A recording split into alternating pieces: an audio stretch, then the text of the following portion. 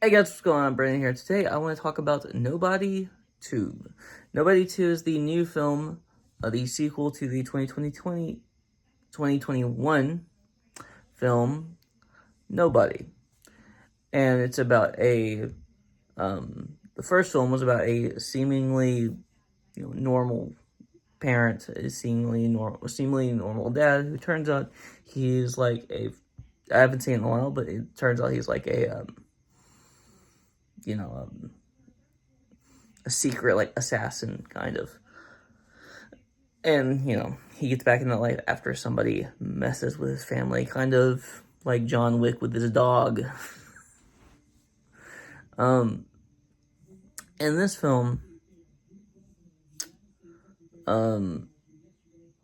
we get Bob Odenkirk, the main character here,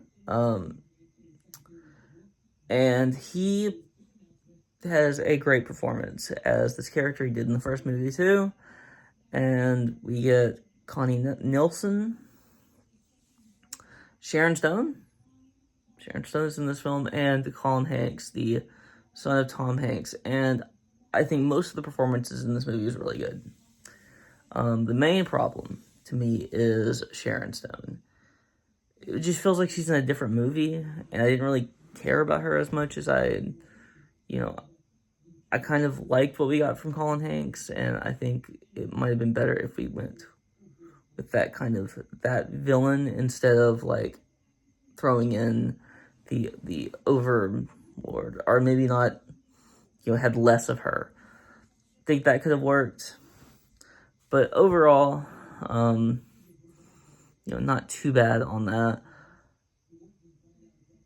But I do really like how a lot of this film is like set up, and this town, they go to this town on vacation. This town is very weird, and there's a lot of like, and they don't really know what's going on at first.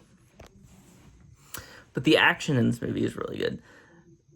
I think the action of this movie really highlights what this movie is and what this movie should be.